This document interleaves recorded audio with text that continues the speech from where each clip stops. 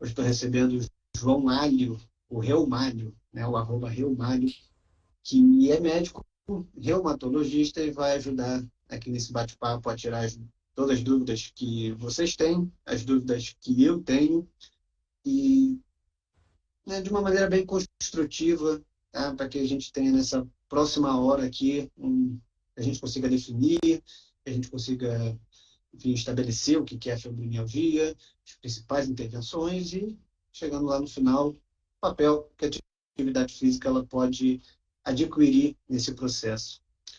Para quem está vindo pela sua rede, deixa eu me apresentar. Muita gente não deve me conhecer, eu ganhei muitos seguidores desde que você fez o repost.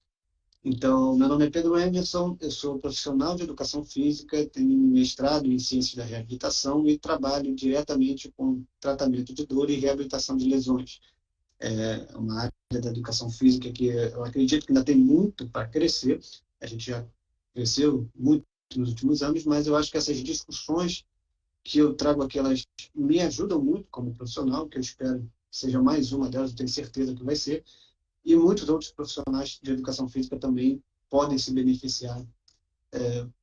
Bem ou mal, a gente precisa ter esse trabalho junto com os médicos, junto com os fisioterapeutas, psicólogos, e são oportunidades como essa, de fazer lives de profissionais como o João, que a gente tem de adquirir conhecimento, trazer discussões e crescer. Tá? Então, João, vou te passar a palavra, para você fazer também uma breve introdução sobre você e a gente começa o nosso bate-papo. Então, Pedro, obrigado pelo convite. Eu sou o João Alho, eu sou médico reumatologista. Eu sou aqui de Santarém, do Pará. Estou aqui em Santarém nesse momento. É uma cidade que fica na oeste do Pará, aqui muito conhecido por a Terra do Chão. E eu ajudo pessoas, né, com doenças crônicas, doenças reumáticas, a ter qualidade de vida. E eu acho que o grande problema disso tudo é quando as pessoas pensam que vão para o médico, pum, ele vai me dar uma receita mágica ali, vai sair um papel com tudo que eu preciso e eu vou ficar bem amanhã e tal. Então, se você pensar que é assim, eu acho que tem que repensar um pouquinho, porque a gente realmente sempre fala para o paciente, ó, girou essa maçaneta, é contigo, cara.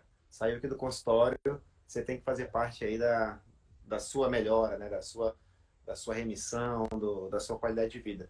Então, eu acho que um grande papel aqui, não só na fibromialgia, né? Eu acho que várias doenças reumáticas, a gente discutiu o papel do exercício físico. Então, Pedro, para começar, o que a gente pode começar falando aí? Vamos começar do início, né, cara? Se a gente trouxe um tema, assim, eu acho que essa live ela pode dar, assim como você falou, vários insights para diversas outras condições, né? E não só a fibromialgia. Mas, já que o nosso foco é esse, o que é fibromialgia? Assim, uma pergunta bem aberta, você pode falar o quanto quiser, tá? Você é meu convidado, e eu vou te acompanhando aqui, tá? No raciocínio. Mas o que é fibromialgia? Qual é a definição de fibromialgia? Desde o diagnóstico, epidemiologia? Vamos lá. A fibromialgia, ela é uma doença que ela tem outros nomes também, de repente, que são menos usados hoje, né? Mas já foram usados no passado. Muitos chamam ela assim de síndrome da amplificação dolorosa, que eu acho que também explica um pouco legal como é a doença. Mas a fibromialgia é uma doença que ela não embora você tenha dor, né, em vários locais, ela não é uma doença absolutamente musculoesquelética. E ao mesmo tempo, muitos querem dizer, ela é uma doença neural, ela é uma doença do cérebro. Não, ela é uma doença do corpo todo. Porque também você tá sendo simplista ao dizer que ela é uma doença restrita ao encéfalo e a dor ou outras coisas são apenas repercussões.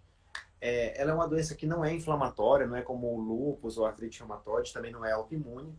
É uma doença que ela não é infecciosa, ela não passa de uma pessoa para outra.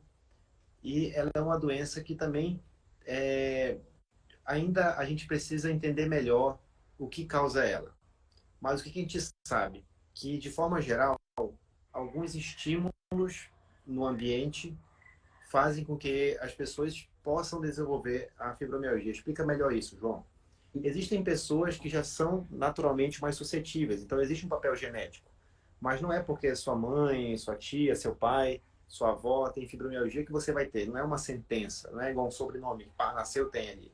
Não. Você pode ser mais suscetível. E algumas coisas que podem acontecer com você ao longo da vida podem fazer com que você desenvolva esse potencial para ter a doença. Isso acontece com várias doenças, gente, não só com a fibromialgia, mas aqui no Sim. nosso caso, está explicando. Então é uma coisa que a gente chama de epigenética, né, que está bem na moda, algumas pessoas falando, muita pesquisa e tal. Então, que estímulos são esses, João? Por exemplo, um vírus. Você está legal ali, nunca teve nada, aí pegou sarampo, pegou rubéola, pegou covid, pegou outras doenças, hepatite B, HIV, várias e várias coisas. E aí, aquele estímulo que o vírus faz, aquela bagunça toda na nossa imunidade, na nossa fisiologia, lá na frente pode fazer com que você desenvolva fibromialgia. Às vezes é tanto tempo de um evento para outro que você sequer correlaciona. E que outras coisas podem acontecer? Por exemplo, traumas. Quando eu falo trauma, estou falando todo tipo de trauma. Então, vamos supor um acidente de carro, um atropelamento, às vezes uma grande cirurgia, sabe? Às vezes uma cirurgia cardíaca, uma cirurgia com uma recuperação muito difícil, uma cirurgia que você tem que ficar muito tempo internado na UTI. Isso também pode fazer com que você desenvolva, né, a fibromialgia no futuro. E trauma também que eu falo, um trauma psicológico. Quando eu falo trauma, não necessariamente uma coisa que seja surpreendente, sabe? Assim, uau, alguém morreu e tal. Mas, por exemplo, uma demissão, desemprego, uma dívida, uma briga familiar, né? Mesmo que um problema, um luto, né? O falecimento de uma pessoa, o adoecimento de uma pessoa, mesmo que aquela coisa se resolva, não necessariamente o problema que isso desenvolveu vai resolver. Por exemplo, vamos supor aqui, dar um exemplo aqui que isso acontece bastante. Você é um pai, uma mãe e seu filho adoeceu, vamos supor, sei lá, uma leucemia. Então, aquela tempestade na vida da criança, na sua vida, faz você desenvolver fibromialgia, a criança cura depois de um tempo e você não cura da fibromialgia. Por quê? O Sim. estímulo foi lançado. E aí, as consequências, né, não necessariamente você resolvendo aquilo que causou o problema, você resolve esse novo problema. Entre outras coisas também, eu queria destacar alguns remédios. Remédio pode ser um gatilho para isso.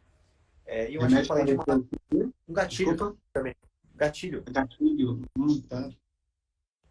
Entre outras coisas, assim, né, que a gente passaria uma live inteira só falando desse Com ponto certeza. específico, sem não parar de falar.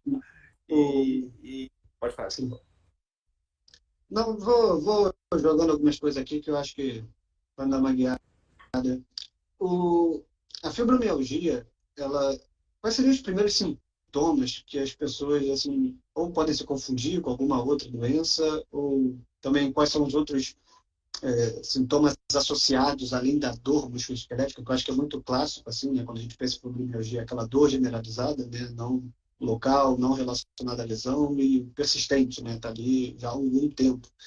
Então, quais seriam os sintomas, quais seriam as características para que esse diagnóstico ele seja fechado, assim? A gente tem que falar assim que não é toda dor, né? Que assim, dor é uma coisa que acompanha a gente em todo lugar. Então, sei lá, pessoas sem doença nenhuma podem ter dor. Mas o problema Uhum. justamente da fibromialgia é uma dor generalizada e uma dor que se sustenta, né? Uma dor que é crônica, que dura semanas, meses, anos. Então, eu gosto de falar muito assim, que ainda que o paciente tenha dores em vários locais do corpo, não necessariamente essas dores são a mesma dor. Pode ser, por exemplo, que eu seja um paciente que tenha muita dor aqui no trapézio, uma dor assim muito forte, e tenha uma dor leve nos braços, uma dor leve nas pernas, uma dor moderada na barriga. Então, existem variações disso. Não necessariamente o padrão de dor é o mesmo para todas as dores da pessoa. E, ao mesmo tempo, você pode ter uma dor do tipo de formigamento, de pontada, de Uhum. fisgada. Não existe uma lógica. Existem vários tipos de padrão de dor dentro da fibromialgia. Então, se ater apenas a característica da dor, pode trair a gente aí e acabar deixando de dar um diagnóstico. Mas isso que o Pedro falou, gente, é muito importante. Que a fibromialgia, ela quem dera que fosse só dor. Não, ela tem vários sintomas associados. Mas se a gente fosse tentar elencar os principais sintomas, além da dor, eu gostaria de trazer aqui a fadiga. A fadiga é uma coisa muito preponderante. O que é fadiga? Fadiga é a ausência de energia. Que assim, se a gente for botar o pedalete, cara, acho que todo mundo tem um pouquinho de fadiga com essa correria do dia a dia, etc. Mas o que acontece? Fadiga é não ter energia. É, por exemplo, eu sei lá, eu saber que eu tenho que fazer o jantar, eu tenho tempo para fazer o jantar, eu tenho comida para fazer o jantar, mas eu não consigo dar aquele start, não consigo dar o empurrão inicial. Eu sei que eu preciso fazer, eu sei que tem que fazer, eu quero fazer, eu tenho tempo para fazer, mas eu, pô, cara, não tô sem energia, não vou conseguir fazer. E a maioria das vezes essa fadiga, que muita gente de maneira desonesta chama a pessoa de preguiçosa, né? Pô, Sim. Pedro, você vive, tem preguiça e tal, você é um cara muito preguiçoso. Não é preguiça. Preguiça é aquela coisa no fim de semana, você acorda e não quer fazer nada. Isso é preguiça. E preguiça às vezes é até bom, né? Mas, tipo, fadiga não é isso. Fadiga a pessoa não Uhum. faz as coisas por falta de energia. E, em geral, também não existe assim uma coisa tão, né, preto no branco, mas a imensa maioria das pessoas com fibromialgia, quando tem fadiga, a fadiga é muito pior de manhã. E aí a pessoa acorda sem energia. E isso já traz um novo ponto para a gente. Uma grande parte dos pacientes com fibromialgia também se queixam do sono. Aí entra até uma coisinha bacana. Até você pergunta assim, pô, Pedro, você dorme bem? Durmo, João, durmo bem. Aí você pergunta melhor, e você acorda bem? Não, não Ah, acordo. Então, isso é uma coisa que, assim, então, isso tem que ficar muito claro. O problema de sono da fibromialgia não é necessariamente insônia. Você tem pacientes que dormem na hora certa, dormem quando querem, pegam no sono bem, mas quando acordam de manhã, acordam super cansados. Acordam como se não tivessem dormido. Acordam, é bem comum a fala assim, poxa, doutor João, parece que eu levei uma surra, parece que eu passei a madrugada trabalhando, parece que um caminhão passou por cima de mim. Então, essa queixa da fadiga, do sono não reparador, é aquele sono que não descansa. E para a gente tentar também levar o gancho, uma coisa muito comum são os pacientes com fibromialgia terem sintomas do humor. E aqui é um ponto que confunde muita gente, inclusive muito médico, que acha que está fazendo ok, diagnóstico. Fibromialgia, não existe uma prevalência maior de ansiedade e depressão no paciente com fibromialgia. É a mesma da população geral. Ah, mas eu legal. vejo muito com fibromialgia que tem ansiedade. Não, sim, porque a ansiedade está em todo lugar da sociedade. Então, as pessoas que têm fibromialgia também estão ansiosas, pô. Tenta marcar um psiquiatra para você ver, não vai ter vaga só para maio. Então, porque todo mundo está ansioso, está depressivo e tudo mais. Então, essa prevalência não é maior no paciente com fibromialgia. Mas o que acontece? Existem sintomas da depressão, sintomas da ansiedade, que são compartilhados com a fibromialgia. É como a gente, como dá um exemplo melhor, João. Vamos lá. Você concorda comigo, Pedro, que Covid dá febre? Se eu concordo, Sim, né? olha, sim, Meningite também dá febre. sim, Leptospirose dá febre. sim, sim. Malária dá febre. Então, a febre por si só, ela não define uma doença. A mesma história dos sintomas de tristeza, sintomas de ansiedade, outras coisas assim. Eles podem estar compartilhados em várias doenças, inclusive na fibromialgia. Então tem que tomar cuidado para você não taxar o paciente com fibromialgia que tem sintomas do humor como tendo uma doença mental. Isso é muito sério, muito sério. E então, mas João, por que esse paciente tem esses sintomas? É só você parar para pensar. Pô, imagina, Pedro, sei lá, hoje você acordou uma noite mal dormida, por qualquer motivo. O vizinho estava fazendo barulho, você acordou muitas vezes para ir no banheiro, não sei. Você dormiu mal, acordou cansado. É claro que hoje você não vai estar sorrindo pelos cantos aí, né, no seu trabalho. É claro que você vai estar um pouquinho com a cara fechada e tudo mais. Agora imagina ficar uma semana inteira assim, ou um mês inteiro assim. Sim. Com o tempo você vai minando o seu humor, ou tira o sono, bota a dor. Pô, você tá com dor, você não sai dando um bom dia para as pessoas na rua, ou você tá com uma dor nas costas horrível, uma dor de cabeça. Não, você quer ficar no teu canto parado, não quer fazer nada. Então, quando isso começa a virar uma bola de neve, todo dia, sono ruim, cansado, sem energia, dor, é claro que teu humor não vai estar no melhor dele. É claro. Então é um ciclo vicioso. E a gente tem uma maneira muito legal de quebrar isso, que eu acho que é o grande motivo dessa live. Mas além desses sintomas que a gente está conversando, tem algumas coisas, tem até um post aí no meu antigo no feed, pode ser que depois da live eu resgate aí e bote no stories, que são os sintomas satélites. O que é isso? É aquele sintoma, cara, que muitas vezes o paciente ele não te procurou por ele. Uhum. Mas quando você vai jogando a isca, o cara solta. Pô, doutor, é bem assim mesmo. Por exemplo, pessoas com fibromialgia têm muitos problemas no intestino. Elas ficam com prisão de ventre, ou tem diarreia demais, ou tem muita dor na barriga. Muitas vezes foram vários gastros, vários nutricionistas e tal, e que pode ser assim do intestino irritável, e elas estão bem associadas. Pacientes com fibromialgia têm mais enxaqueca que a população geral, tem mais zumbido, tem mais disfunção temporomandibular, uma dor aqui, ó, quando vai mastigar, quando vai falar. Paciente com fibromialgia tem mais cistite intersticial, que é um probleminha na bexiga que faz a pessoa querer ir no banheiro toda hora. É bem comum, doutor, eu vivo com infecção urinária. Não, não é infecção urinária. Pode ser também da fibromialgia. Tem mais problemas de cólica menstrual, problemas de ejaculação precoce nos homens. Então, a fibromialgia tem vários sintomas satélites no corpo todo, que, repito, não é muitas vezes a causa daquele... a causa da visita do paciente até você. Mas quando você pergunta, é uma coisa que atrapalha muito o cotidiano dele. Entendi. É interessante tudo isso que você está falando, porque ele vai muito contra também com a ideia tradicional que a gente tem sobre dor, né? De dividir dor musculoesquelética, dor emocional, psicológica, dor da alma, né? E as pessoas, imagino que muitas pessoas vão te procurando, assim, já com um conceito de dor muito claro, e eu estou vendo aqui muitas pessoas escrevendo, né? Estou achando ótimo, tá bom, galera? Esses relatos são, pô, eu estou lendo cada um deles aqui que vocês estão postando, eles estão bem comuns, assim, em relação à questão do sono, à questão da fadiga, no dia que você ia falando, mas a ideia dessa multifatoriedade da dor, ela me parece muito bem presente de como diversos fatores, né, diversos componentes vão se influenciando na fibromialgia de uma maneira bem imprevisível, né? Tem a questão do sono, tem a questão da fadiga, a própria questão da dor musculoesquelética, agora você trouxe diversos outros sintomas agregados, e eu acho bem interessante esse panorama, primeiro que eu acho que você vai concordar, né, que nenhuma fibromialgia é igual assim a outra, você vai ter talvez vários, essa é uma dúvida minha também, né, você vai ter várias, talvez, graduações de fibromialgias, desde casos leves até casos mais extremos, né? Acho que seria até interessante também, se você pudesse falar um pouquinho o que é um caso extremo assim, de fibromialgia, mas também de como todas, a ansiedade e a depressão podem estar associadas, né? E eu imagino quanto deve ser difícil, né, dentro de um raciocínio tradicional, essa busca pela causa, né? Ficar tentando meio que gato e rato ali, correndo atrás de qual é a causa da fibromialgia.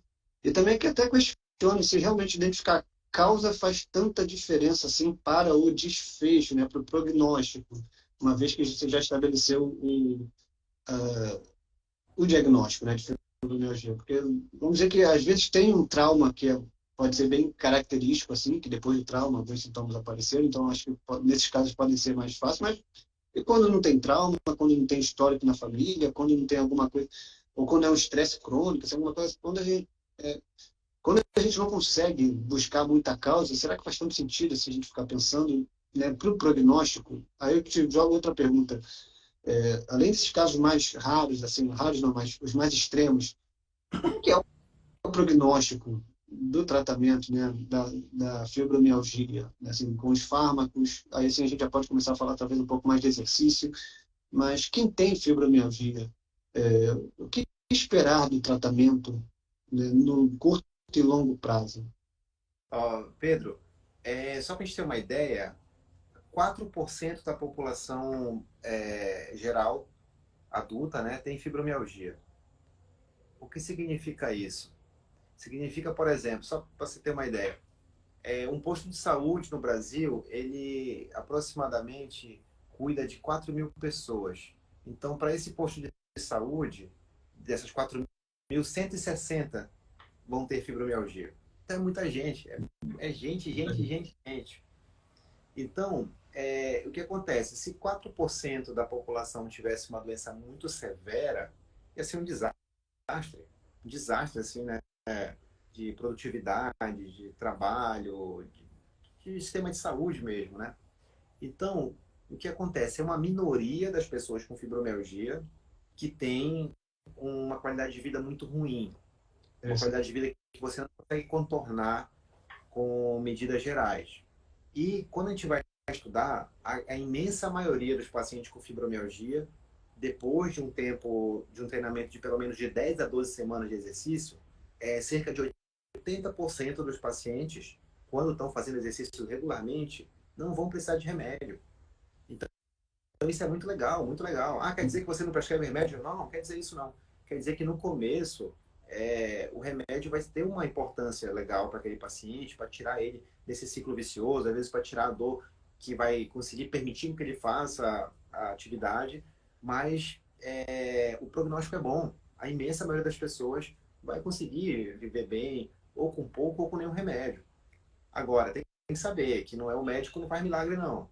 Que a gente dá orientação e tudo mais, mas você tem que participar desse processo. E sobre essa questão de procurar causa, eu também concordo contigo. Às vezes a gente fica insistindo, tentando encontrar uma causa e não resolve o problema.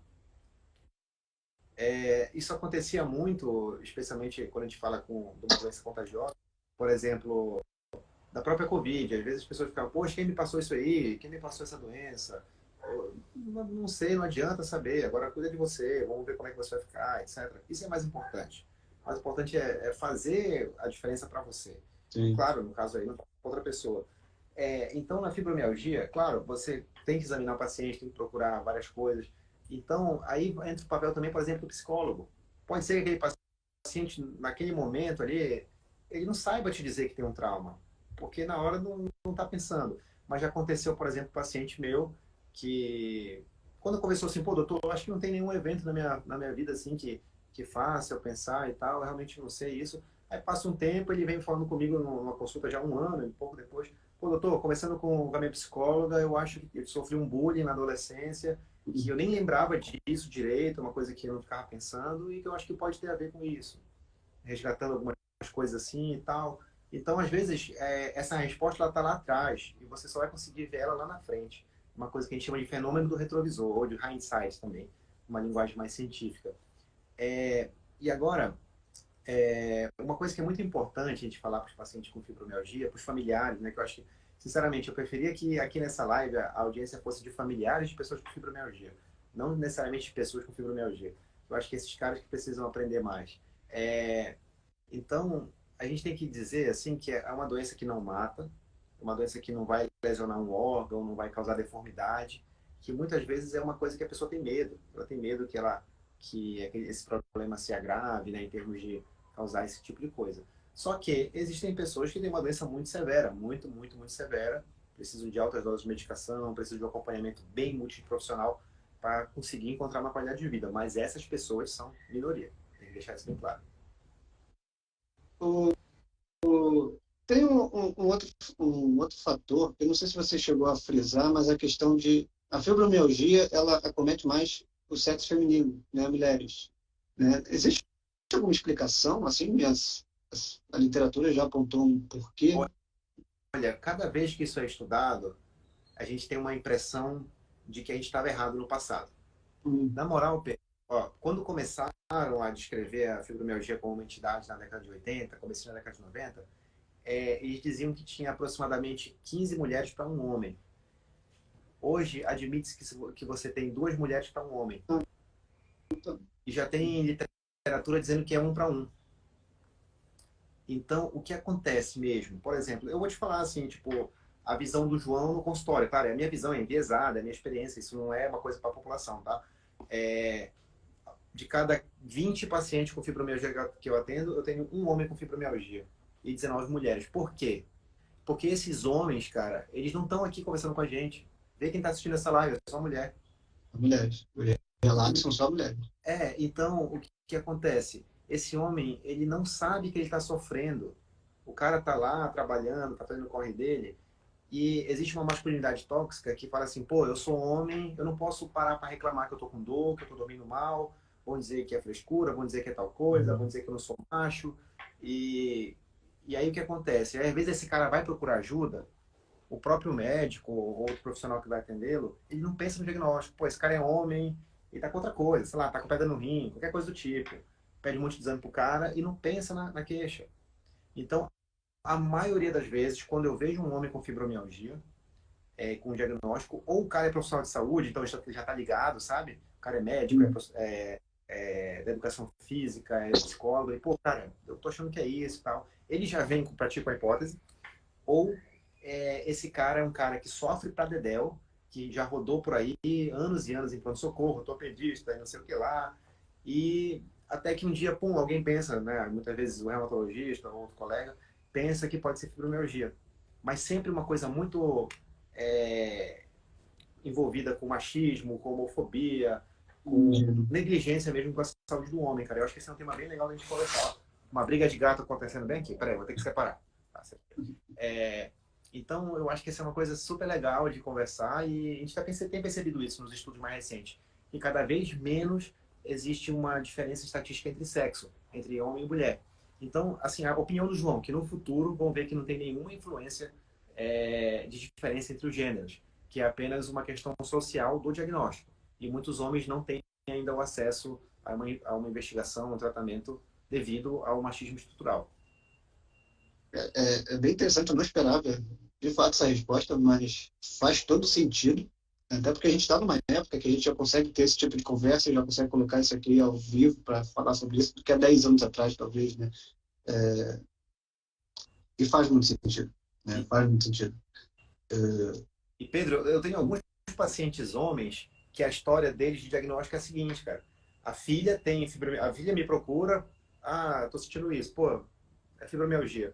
Aí passa um tempo, uma, duas consultas depois ela fala, doutor, é o seguinte, pô, eu acho que meu pai tem fibromialgia também. Sério, sério, pô. Porque ele sempre reclama disso desde cedo. E eu só fui parar para pensar nisso depois que eu descobri que eu tenho fibromialgia. Ou às vezes é o irmão, sabe? Então, às vezes acontece isso. Aí o cara marca consulta. Oi, seu Francisco. Oi, seu doutor João. É o seguinte, é que a minha filha é sua paciente, ela acha que eu tenho fibromialgia e tal. Aí você vê o cara tem 30 anos de doença e nunca teve acesso a um tratamento. A falta de informação, né, cara? Nunca teve acesso à informação, né? Você E tem. a informação até do profissional de saúde também pela estatística, né? Se você tem a guideline que está dizendo que são, sei lá, a maioria são mulheres, ele já descarta um pouco. É, Pô, bem legal, isso é bem reflexivo. Em relação ao tratamento, né, direcionando um pouco mais, o, quais são as primeiras orientações em relação a.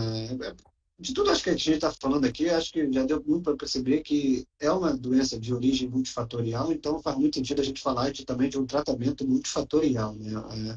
Acho que a porta de entrada tem que ser o reumatologista, né? Assim, a partir dos sintomas. E como é que você trabalha, né, essa orientação do paciente para os profissionais, assim, né? Para quem você orienta um psicólogo, um fisioterapeuta, um profissional de educação física, existe alguma conduta mais específica, recomendação nesse aspecto? o que a gente tem que pensar? Ainda que vários profissionais sejam úteis para o tratamento desse paciente, eu acho que, primeiro, a questão do tempo.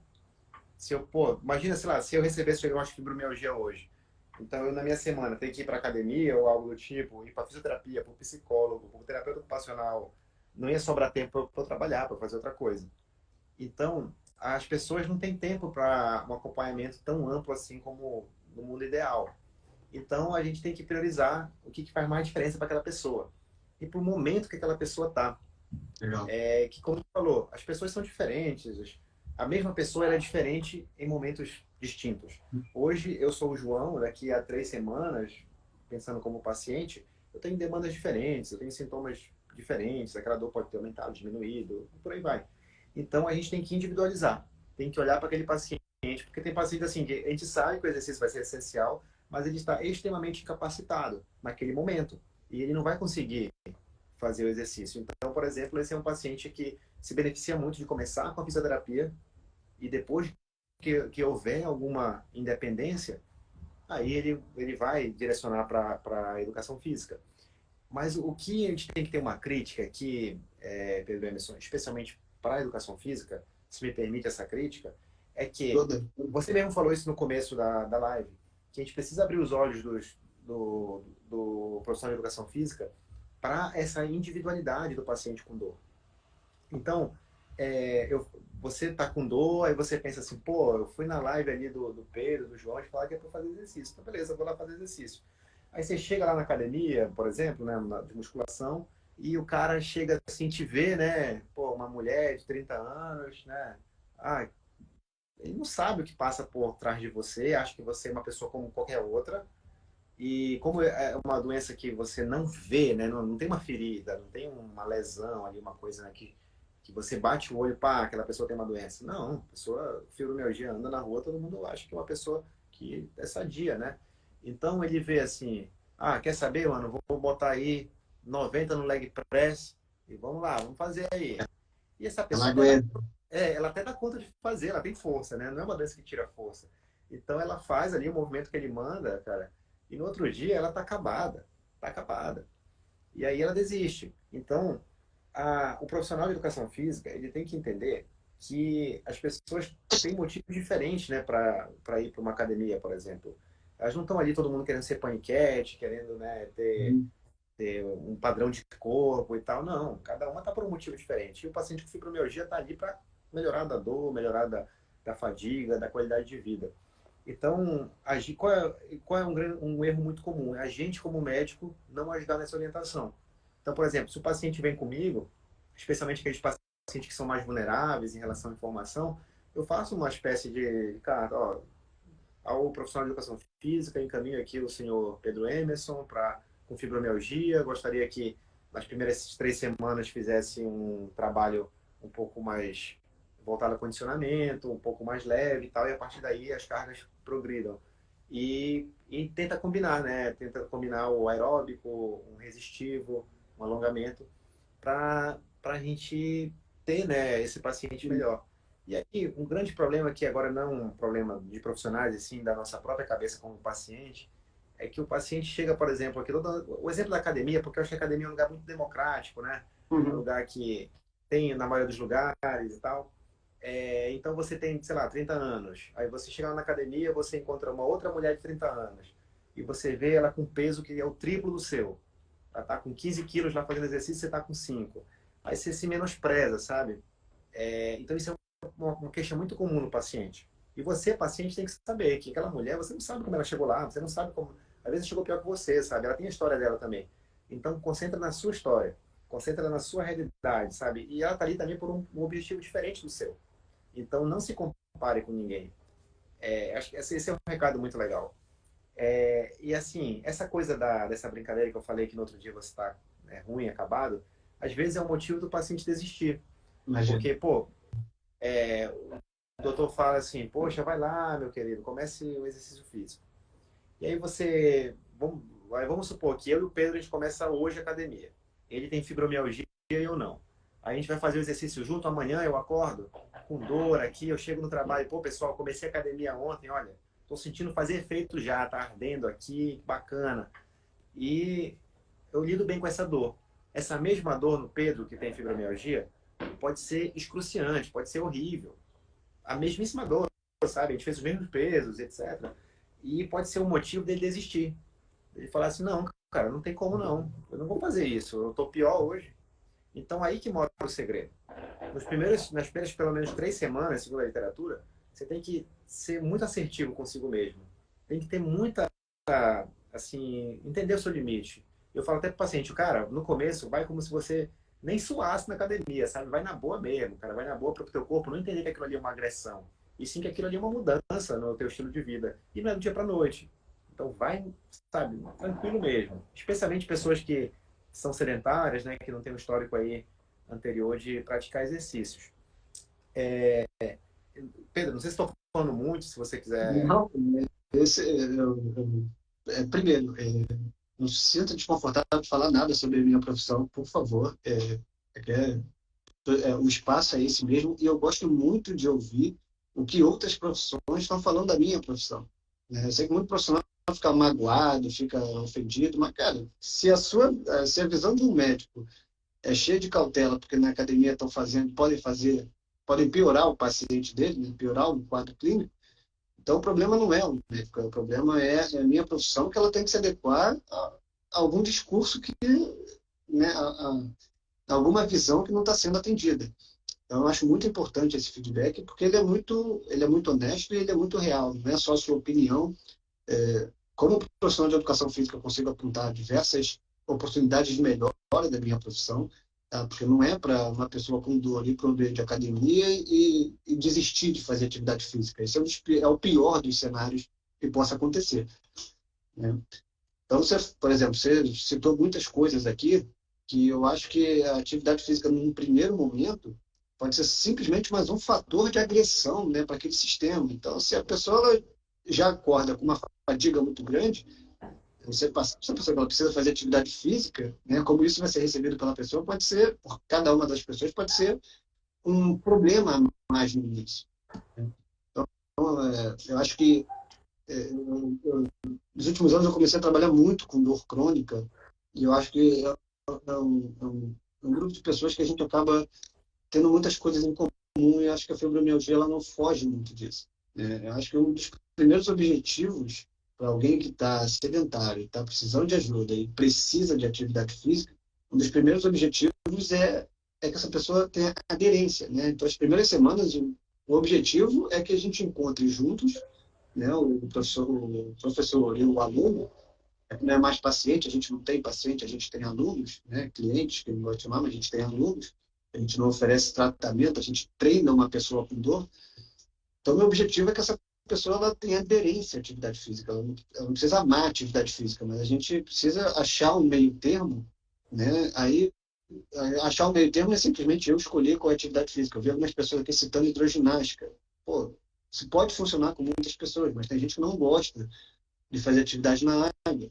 Tem gente que gosta de fazer academia e quer fazer academia. Então, é a vontade da pessoa, né?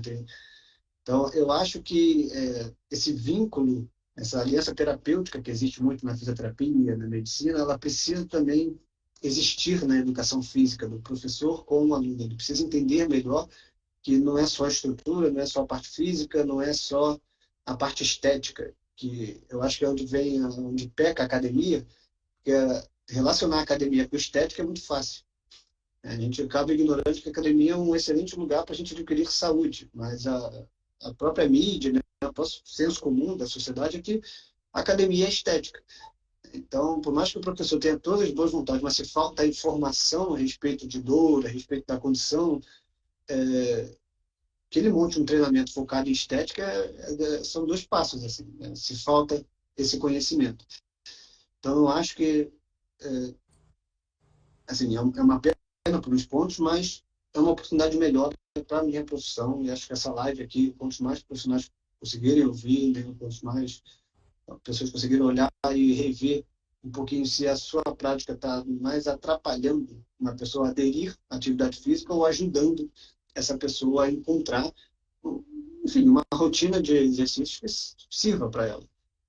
Eu acho que lá no início você falou um ponto que acaba também sendo muito comum na dor crônica, que na verdade o objetivo, o tratamento é da pessoa, né? Não é do profissional. É essa pessoa que ela precisa mudar de comportamento, ela precisa entender, né? Ela precisa, tem que partir dela a, a, a mudança de posição de onde ela está hoje para onde ela quer chegar. Isso em qualquer coisa na vida, né? Parece um papo de coach aqui, mas precisa partir de cada um de nós as mudanças, né?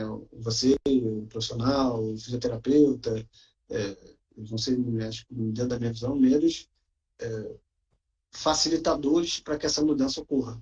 Mas se não houver, por exemplo, uma aderência a determinado exercício físico, ao uso do remédio, enfim, a mudança de pequenos comportamentos que podem estar prejudicando ou podem estar ali exacerbando algum sintoma, provavelmente o prognóstico ele vai ficar muito mais difícil, né, da gente conseguir fechar sozinho, né? Por aí. Pedro, tá? Não sei Sim, se sim, você sim, não. travou. Tá, desculpa. Não, não. Assim, eu acho que é uma coisa que é muito sintomática. Tem uma academia grande aqui na minha cidade, que na fachada, né, a publicidade deles ali é uma mulher com a barriga chapada olhando para o próprio umbigo e um homem olhando para o bíceps dele. Então, as academias, tipo assim, não, a academia tinha que ser sei lá, uma pessoa sorrindo, sabe?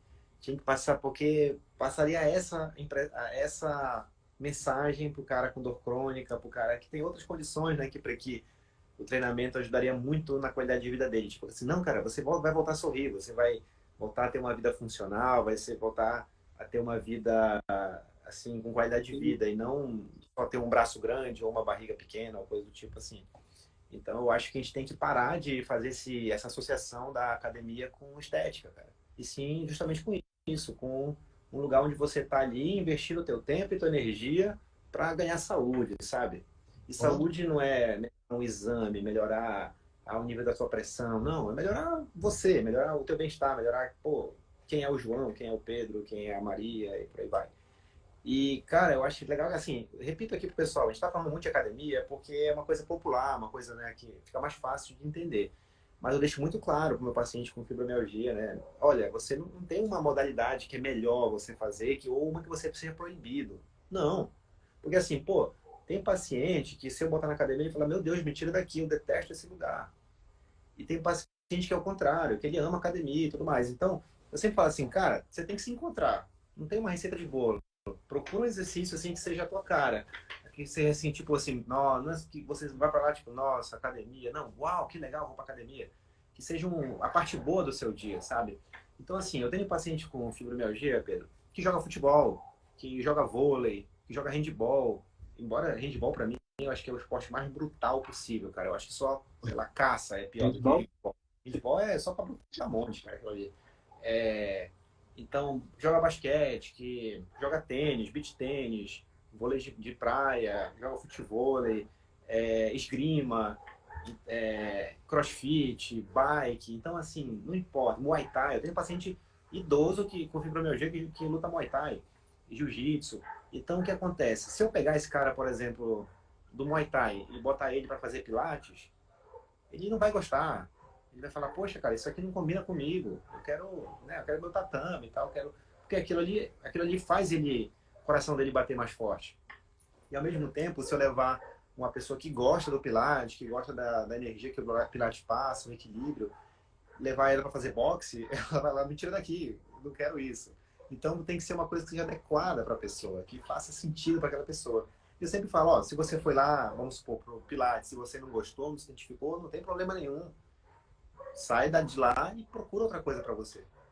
Então, eu acho que um erro muito grande, cara, é você dizer para o paciente com dor crônica, olha, você só pode fazer hidroginástica, tá? Você só pode fazer exercício na água. Não, não é assim. Não é assim. E ao mesmo tempo, uma coisa mais legal ainda é tentar combinar as coisas. Pô, eu acho o máximo como tem paciente que, por exemplo, claro, isso depende muito de vários fatores, inclusive financeiros, né?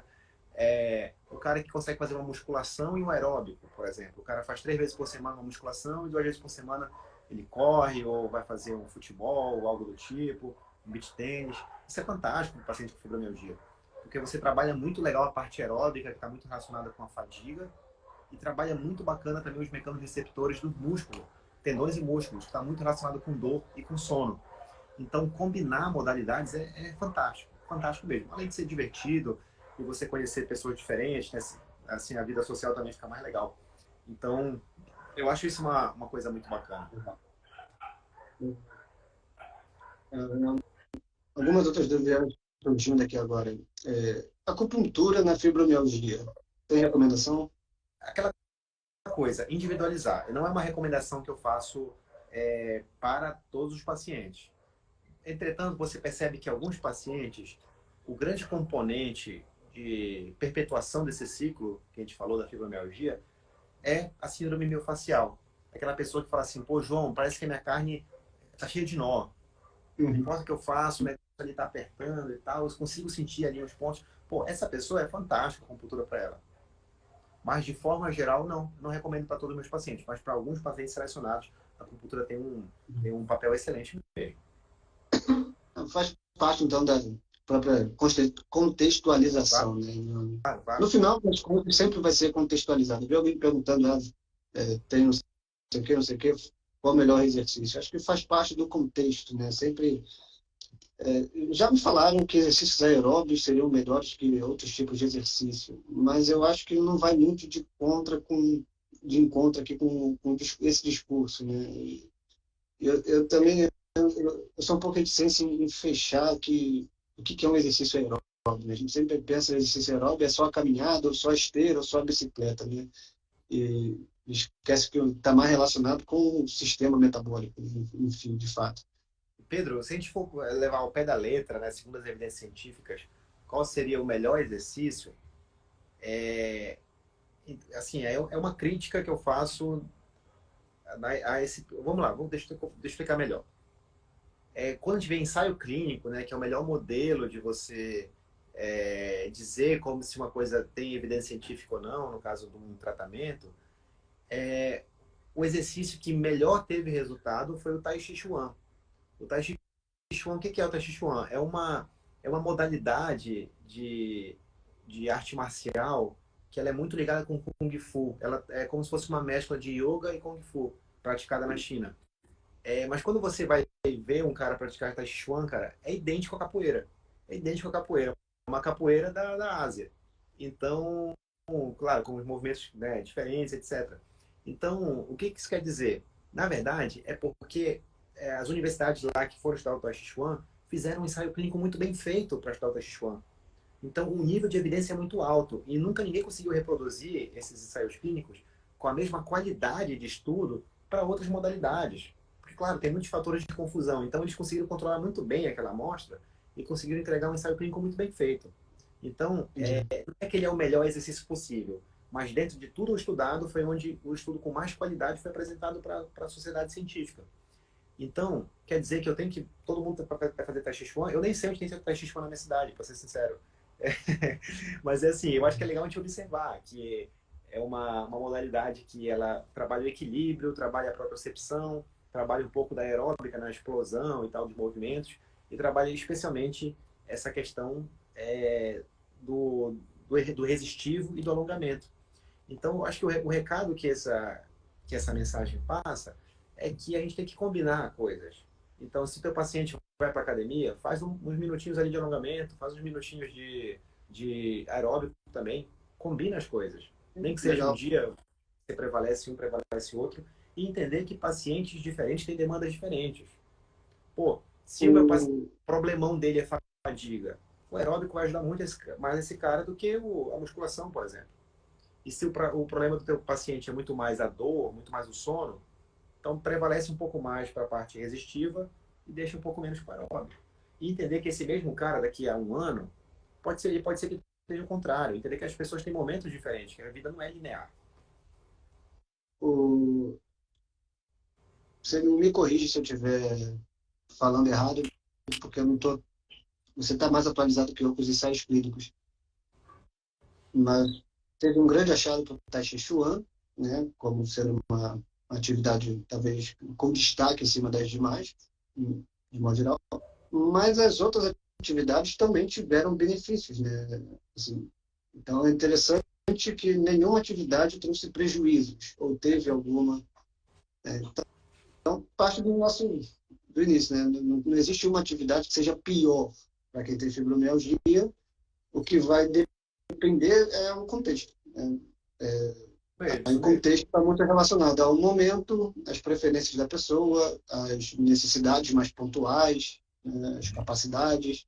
Eu acho que é um bom recado que...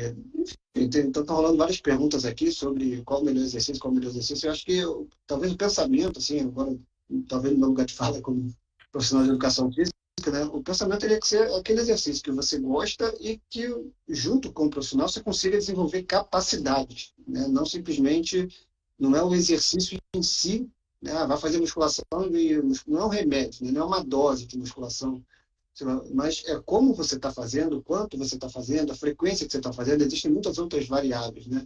Então, foi o Pilates que ajudou, alguém colocou aqui. Então, realmente, vão ter pessoas que, talvez dado o perfil dessas pessoas, vão se beneficiar mais do Pilates, tá? Por muitos componentes que a gente que não vem nem aqui discutir quais são, né? A gente vai voltar para aquela questão do gato e rato, causa e efeito, né? Mas simplesmente, se você gosta de fazer Pilates, busque o Pilates. Se você prefere atividade com impacto maior, procure essas atividades. Mas ainda assim existe a questão de como você vai fazer. Talvez essa seja a grande pergunta, a grande questão, porque até onde eu sei, os ensaios clínicos também não conseguem apontar ainda a questão de dosagem, né? Quais seriam as dosagens, mas isso aí não é só para fibromialgia, isso é para dor crônica em geral. O que eu acho realmente muito difícil algum ensaio clínico dar um dado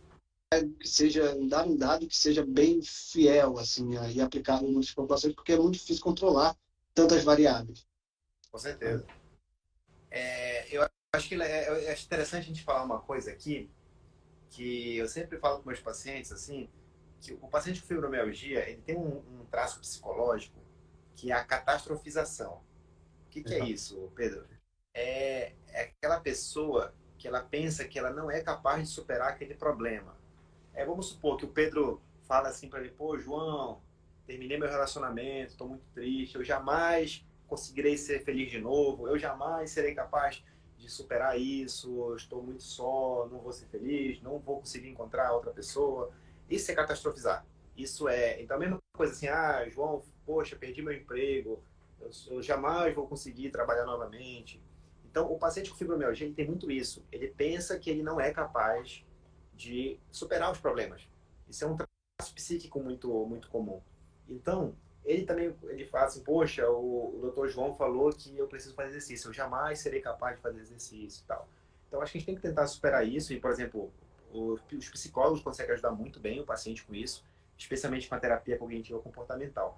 Mas eu queria trazer uma coisa aqui, que às vezes esse é o papel legal do remédio. Às vezes, começar uma medicação mais leve ali, direcionada para o paciente, né, com perfil de efeito adverso compatível com as preferências do paciente. Às vezes, aquela medicação é o que te permite quebrar o ciclo e ter energia ou ter menos dor para enfrentar, né, esse começo do exercício, que a gente reconhece que não é fácil. Dar o primeiro passo não é fácil, tem que ser dito aqui. E precisa de coragem para quebrar esse ciclo. Então, a medicação ela é importante muitas vezes para isso. Não para todo mundo, tá? Mas para muita gente, sim, é muito importante. Legal. E aí, Pedro, o que eu gosto de falar para o meu paciente é o seguinte, olha, eu estou te dando um empurrão. Se você ficar parado e levar um empurrão, você vai cair. Se você aproveitar esse empurrão para andar para frente, esse empurrão te leva mais longe. Então, esse que é o pecado da maioria das pessoas que não cumprem. Por quê? Ele vai no médico, né, tal, receita uma medicação, ele vê uma melhora e ele não aproveita aquela melhora para construir a independência dele. E aí, a partir disso, uma hora vai passar esse efeito e aí o paciente não quebrou o ciclo e vem tudo de novo. Para quem é mais ligado em religião, o pessoal que é cristão já me passou essa parábola, eu uso muito com os pacientes com fibromialgia. Que teve um cara que tinha, né, você sabe essa história da casa sobre a rocha? Não, acho que não. Assim, ó, tinha um deserto, aí o cara foi construir uma casa. O primeiro cara construiu a casa sobre a areia, rapidinho, assim, sabe? Fez rapidinho e tal, levantou a casa, não deu trabalho nenhum. E o outro cara disse, não, eu vou construir sobre a rocha. E todo mundo, sabe, caçoava dele, esse cara tá maluco, olha o trabalhão que vai dar, limpar a rocha, alinhar tudinho. Ele gastou muito mais, teve muito mais trabalho, suou, e construiu a casa dele sobre a rocha. Quando a tempestade veio, o cara que construiu sobre a areia, a casa dele já era. E o cara que construiu sobre a rocha ficou lá, firme e forte. E eu sempre falo, meu amigo, a tempestade vai chegar para todo mundo. Então, constrói tua casa sobre a rocha. Então, assim, em vez de você querer uma solução fácil, uma coisa assim, já está na mão ali e tal. Não, eu sempre falo que o exercício na fibromialgia é construir tua casa sobre a rocha. Você tem que investir tempo, dinheiro, né, muitas vezes também. Mas embora o dinheiro é mais barato do que remédio, né? Muitas vezes a mensalidade ali é bem mais barato do que remédio. E energia, empenho. E aí, quando você vai ter mais trabalho, mas quando vier um tempo ruim, você vai aguentar firme. Então, eu acho que essa é uma mensagem muito legal que a gente pode passar para os pacientes. Excelente. Analogia sempre é muito bem-vinda, né? Sempre, acho que simplifica questões mais burocráticas, né? Mais difíceis. Só para fechar esse último gancho sobre catastrofização que você falou, eu acho interessantíssimo isso, porque eu já reparei muito, não só em pessoas com fibromialgia, mas com dor crônica em geral, né? E também em relação ao exercício físico. Muita gente tem a crença de que o exercício físico ele simplesmente atua fornecendo força ou capacidade cardiorrespiratória, e quando existe melhora é porque essa pessoa era fraco e ficou forte, não tinha condicionamento e agora tem condicionamento, né? Então, mais uma vez, linear, né? Quando na verdade não, né?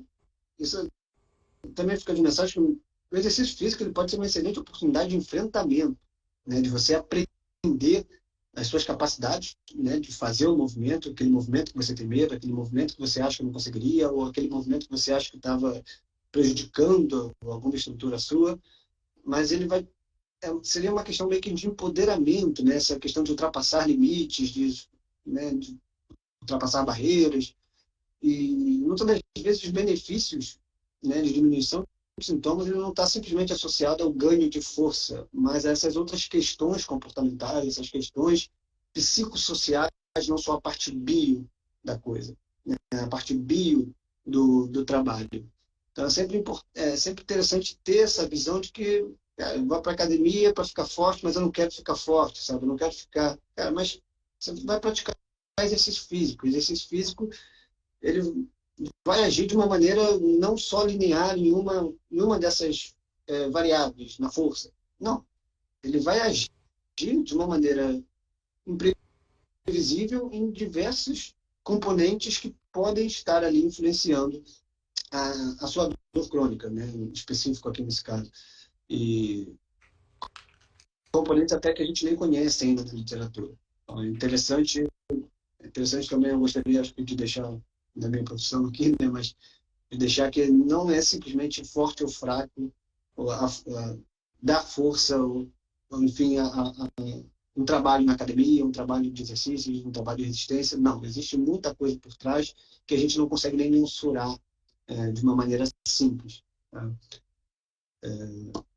João, a gente está chegando aqui no final, tá? Já vai dar uma hora de live, foi bem rápido. Cara, eu quero agradecer muito a sua disponibilidade. Assim, para mim é sempre uma excelente oportunidade de aprender. Eu gosto de chamar essas lives de mentoria ao vivo, né? Porque eu aprendo muito.